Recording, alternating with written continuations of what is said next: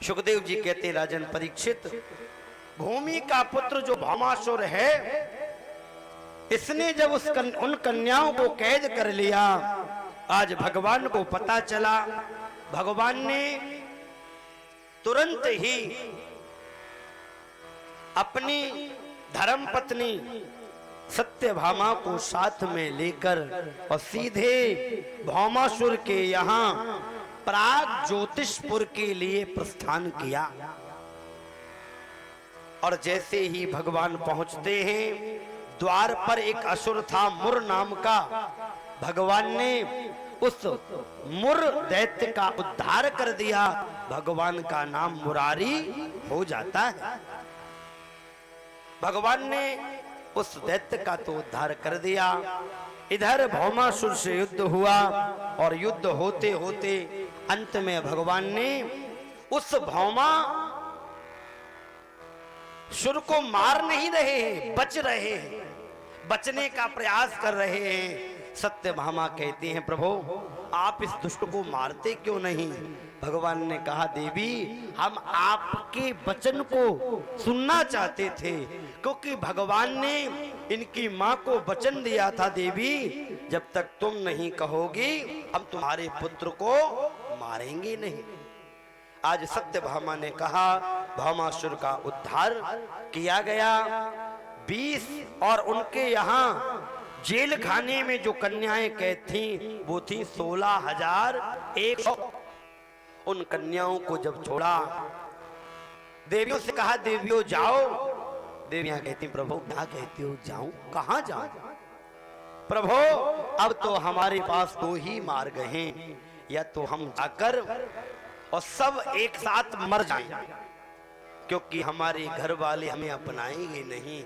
हम भौमासुर के यहाँ पर जेल खाने में रहे हैं, इसलिए हमारे घर वाले अपनाएंगे नहीं। और प्रभु ना कोई हमारे साथ में विवाह करेगा। अब तो यही रास्ता है, या तो हम मर जाएं या हम कोई दूसरे मार्ग पर चली जाएं। भगवान ने कहा, देवियों तो तुम क्या चाहती हो? सब देवियों ने एक स्वर में कहा, प्रभु अगर आपकी कृपा हो जाए तो क्यों ना आप हमारे साथ में विवाह कर लीजिए। भगवान ने किया, अगर मैंने इन देवियों के साथ विवाह नहीं किया तो समाज में अगर ये दूसरे मार्ग पर चली गई तो अराजकता फैल जाएगी। इसलिए आज प्रभु ने एक ही मुहूर्त में 16,100 कन्याओं के साथ में इतने ही रूप बनाकर और एक साथ में विवाह कर लिया। भगवान के विवाह हो गए 16,108 और हर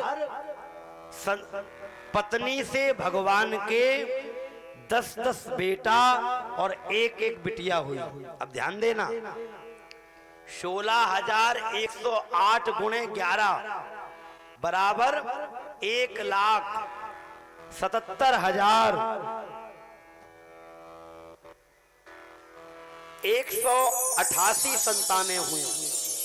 अब ध्यान देना,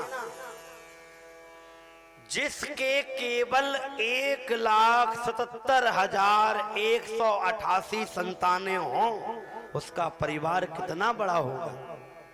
फिर मामा, फूफा, चाचा, ताऊ, अगल वाले बगल वाले।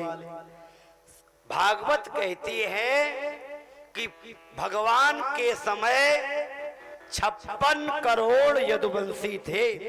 कितने? 56 करोड़। अभी कुछ समय पहले तक हमारे देश की आबादी 125 करोड़ थी, उसमें तो आधे ये तभी थे। सुखदेव जी महाराज कहते, राजन परीक्षित, भगवान सारी पत्नियों के साथ में आराम से रहते हैं, कभी कोई झगड़ा नहीं होता। वो ध्यान देना, आखिर ये 16,108 का क्या मतलब है? तो कहते, ध्यान देना, वेद में 3 कांड हैं, कर्म कांड, ज्ञान कांड और उपासना कांड। तो वेद के ज्ञान कांड के जो 4000 मंत्र हैं, कर्म कांड के 80,000 मंत्र हैं और उपासना कांड के 16,000 मंत्र हैं। तो वेद के उपासना कांड के 16,000 मंत्र ही कृष्ण की 16,000 पत्नियां हैं। तो एक ने कहा फिर ये 108 क्या है? तो कहते हैं कि वेद के हर मंत्र पर एक एक उपनिषद है और जिसमें से 100 उपनिषद कृष्ण भक्ति का ही प्रचार करते हैं। तो ऐसे जो 100 उपनिषद हैं जिनके नाम हैं गोपाल तापनी उपनिषद, कलि संतोपनिषद, ये कृष्ण भक्ति का प्रचार करते हैं। तो ये 7 उपनिषद ही कृष्ण की 100 पत्नियां हैं। तो एक ने कहा आखिर ये 8 क्या है? तो कहते हैं 8 जो भगवान की पटरानियां हैं, ये अष्टधा प्रकृति है। 8 प्रकार की प्रकृति, भूमि, जल, अनल, अग्नि, खम, आकाश, वायु, मन, बुद्धि और अहंकार, यही कृष्ण की 8 पटरानियां हैं। तो 16,108 भगवान के विवाह हुए, पुत्र पौत्रों की भी चर्चा हुई। आए कुछ क्षण भगवान नाम का आश्रय लेंगे, बड़े प्रेम से पुकारेंगे, प्रेम से गाएंगे। बोलिए बांके बिहारी लाल की, सद्गुरुदेव भगवान की जय जय श्री राधे। मन कर ले भजन राधा रानी को, ना है भरोसा जिंदगानी को। मन कर ले भजन राधा रानी को, ना है भरोसा जिंदगानी को। मन कर ले, मन कर ले, मन कर ले भजन राधा रानी को, ना है भरोसा जिंदगानी को। मन कर ले भजन राधा रानी को,